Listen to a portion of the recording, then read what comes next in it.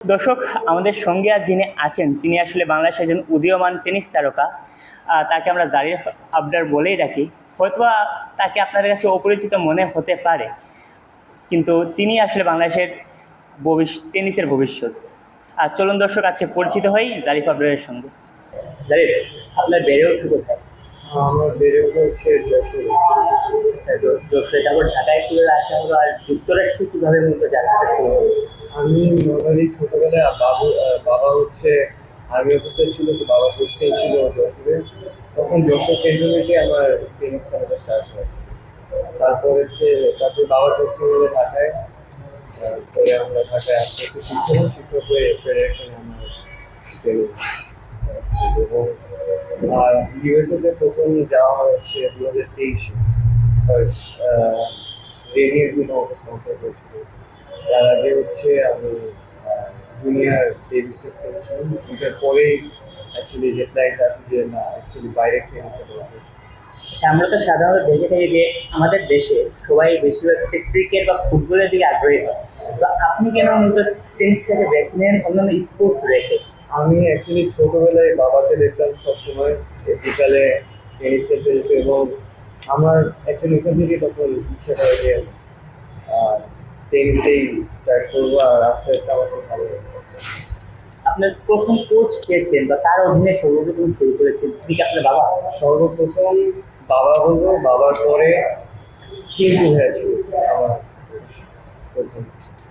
আচ্ছা, আমরা তো জানি যে আপনি বেশ কয়েকটা আন্তর্জাতিক টুর্নামেন্টে অংশ নিয়েছেন। এখন পর্যন্ত মোট কয়টা আন্তর্জাতিক টুর্নামেন্টে আপনি অংশ নিয়েছেন এবং সেগুলোর মধ্যে সবচেয়ে স্মরণীয় আপনার জন্য কোনটা? এখন পর্যন্ত আমি অনেকগুলোই আন্তর্জাতিক টুর্নামেন্ট খেলেছি। জুনিয়র ডেভিস কাপ খেলেছি, সিনিয়র ডেভিস কাপ খেলেছি, আইটিএফ খেলেছি, দেন ইউটিআই খেলেছি আমি অনেকগুলো। দেন ইউএসপিএ টুর্নামেন্টগুলো খেলেছি ইউএসএতে। আর আরও অনেক টুর্নামেন্ট খেলেছি। তো সবচেয়ে স্মরণীয় কোনটা এগুলোর মধ্যে? সবচেয়ে স্মরণীয় টুর্নামেন্ট ছিল হচ্ছে জুনিয়র ডেভিস কাপে। আমি কেন? হচ্ছে জুনিয়র ডেভিস কাপে, জুনিয়র ডেভিস কাপ হচ্ছে নর্মালি ওয়ার্ল্ড কাপ বলা হয়। তো এখানে আমরা ফার্স্ট টাইম একজন বাংলাদেশি 6টা দেশকে হারিয়েছিল। তো এই জন্য ওটা অ্যাকচুয়ালি আমাদের ওটাই আমার অ্যাকচুয়ালি বিগিনিং। তো আপনার সেরা মানে আপনার মতে বিশ্বের সেরা টেনিস তারকাকে এবং আপনার পছন্দের টেনিস তারকাকে? আমার মতে বিশ্বের সেরা টেনিস তারকা নোভাক জোকোভিচ। আচ্ছা আচ্ছা। আমার ফেভারিটও নোভাক জোকোভিচ। আচ্ছা, তো আপনি তো যুক্তরাষ্ট্রে বেশ কিছুদিন ছিলেন, বা মূলত যুক্তরাষ্ট্রে আপনার টেনিসের যে হাতে করে এবং মূল পয়েন্টটা যুক্তরাষ্ট্রে রয়েছে। তো যুক্তরাষ্ট্রের টেনিস অবকাঠামোর সঙ্গে বাংলাদেশের টেনিসের অবকাঠামোর মধ্যে কী কী পার্থক্য আছে? আচ্ছা, অনেক পার্থক্য আছে। যেমন ওখানে ফ্যাসিলিটিস আলাদা, ওখানে অনেক ভালো মানের ট্রেনিং হয়, অনেক ভালো ভালো বল প্লাস কোচিং, যেটা আমরা বাংলাদেশে পাই না। এইটাই আর কি অনেক বড় গ্যাপ তৈরি করে ফেলে। প্লাস ওখানে এক ধরনের আমরা রুটিনের মধ্যে চলি, যেটা এখানে করা একটু টাফ। আচ্ছা, আর যে টেকটিক্স কত দিক থেকে আসি, যে যুক্তরাষ্ট্রে যারা একদম নতুন টেনিস প্লেয়ার, ওদের টেকটিক্সের সাথে আমরা যারা আসলে টেনিস খেলি বা দেশে যারা টেনিস খেলে, ওদের টেকটিক্সের কি মূল কোনো পার্থক্য আছে?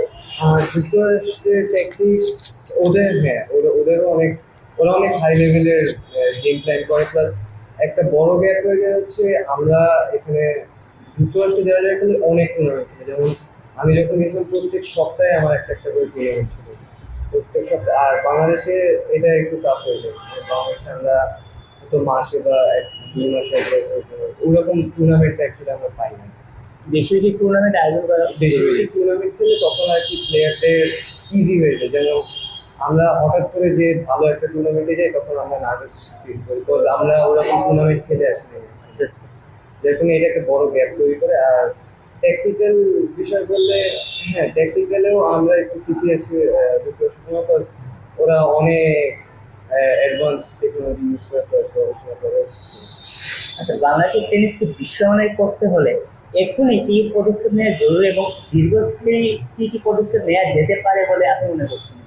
এখনই যদি বলি তাহলে আমাদের অনেক বেশি টুর্নামেন্ট করা উচিত, বড় বড় টুর্নামেন্ট করা উচিত। আমাদের প্লেয়ারকে ভালো কোথাও ট্রেনিং দেওয়ার একটা যদি ব্যবস্থা করা যায়, বা ইভেন লাইক টপ প্লেয়ার যারা টপ 10 র্যাঙ্ক হোল্ড করছে তাদের যদি একটা হেল্প করা যায়, বাইরে কোথাও যদি তাদের ট্রেনিংয়ের ব্যবস্থা করে দেওয়া যায়, তাহলে আমরা ইনশাল্লাহ অনেক কিছু যেতে পারি। দীর্ঘমেয়াদী অনেক পদক্ষেপ নেওয়া যেতে পারে, যেমন আমরা কোর্টে যেগুলা দরকার, প্লাস টেনিস বল, র্যাকেট, এগুলো যদি আমরা আরো বেশি বেশি পাই, বা প্রত্যেক প্লেয়ার যদি এরকম এটা পায়, তাহলে তাদের যে র্যাকেট বা বলের জন্য কি দেশে কোনো কোম্পানি স্থাপন করলে সেটা আরো বেটার হতো কিনা? এটা আরেকটু বেটার হতো। প্লাস এমনি আছে আমাদের কোম্পানি ওরকম নাই, প্লাস যদি স্পন্সরটা ম্যানেজ করা যেত, স্পন্সর যদি ম্যানেজ করে যেত, তাহলে আমরা আরেকটু এফোর্ট দিতে পারতাম। বিকজ এখানে মেন প্রবলেম হচ্ছে টেনিস অনেক এক্সপেন্সিভ একটা স্পোর্ট। হ্যাঁ হ্যাঁ, একটা জুতা বা একটা র্যাকেটের পিছনে অনেক চলে যায়, অনেক টাকা চলে যায়। তো এই দিক দিয়ে আমরা প্রবলেমটা ফেস করি তখন অ্যাকচুয়ালি কেউ এদিকে এই লাইনে আসতে চায় না, অন্য লাইনে যেতে চায়। আচ্ছা, আমাদের বাংলাদেশের টেনিস ফেডারেশন কোর্টগুলো সেটা কিন্তু আসলে ইনডোর না, আউটডোর। রোদের প্রবলেম হয় বা বৃষ্টি হলে এখানে টেনিস খেলা যায় না, তো সেক্ষেত্রে একটা ইনডোরের কি প্রয়োজনীয়তা মনে করছেন কি? একটা ইনডোর বাংলাদেশে খুবই প্রয়োজন আছে। একটা ইনডোর যদি হয়, তাহলে আমাদের যে মেইন প্রবলেম যেটা হবে, যে বর্ষাকালে হ্যাঁ। আমরা একদিন 2 দিন 3 দিন 4 দিন না খেলে বসে থাকবো না। একটা ইনডোর যদি করা যায় সম্ভব, এটাই প্রবলেম। আচ্ছা, যারা আসলে উদীয়মান টেনিস প্লেয়ার বা যারা আসলে শুরু করছে, তাদেরকে টেনিস খেলায় আসতে হলে কি কি বিষয় মাথায় রাখতে হবে? অবশ্যই একটা ভালো কোচ, প্লাস তাদের সবচেয়ে বেশি যেটা দরকার হচ্ছে ক্যারেক্টার। তাদের খুবই ভালো মানুষ হওয়া উচিত। বিকজ টেনিস হচ্ছে ভদ্রলোকের খেলা। যত ভালোভাবে যত বুঝবে তত সে। আমাদের অলওয়েজ একটা ডায়েটের মধ্যে চলা উচিত। যেমন টেনিসে হচ্ছে এমন না যে টিম গেমের মতো না, যে আমি খারাপ খেললাম, আমার পার্টনারটা ভালো খেলে ওটা একটা টিম। টেনিসে অল ইউ, নিজেকেই সবকিছু করতে হয়, এবং টেনিসে অনেক হার্ডওয়ার্ক করতে হয়, অনেক মুভমেন্ট দরকার হয়। তো যার কারণে নিজেদেরকে ফিট রাখাটা অবশ্যই। আমি অনেক কিছু করছি, যেমন ডায়েট মেনটেন করছি, প্লাস ফুটওয়ার্ক ট্রেনিং করছি, বিভিন্ন টেকনিক্যাল ওয়ার্ক করছি, দেন নিজেকে সুস্থ রাখার ট্রাই করছি, ভালো ভালো খাবার খাওয়ার।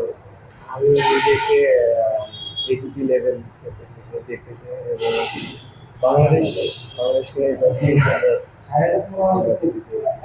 ইনশাল্লাহ আমরা শুভকামনা রইল জারিফ।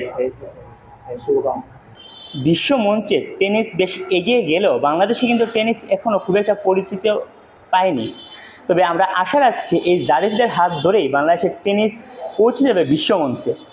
রাজধানীর টেনিস কমপ্লেক্স থেকে মোহাম্মদ ইশতিয়াক হোসেন রাতুল, প্রিফো স্পোর্টস।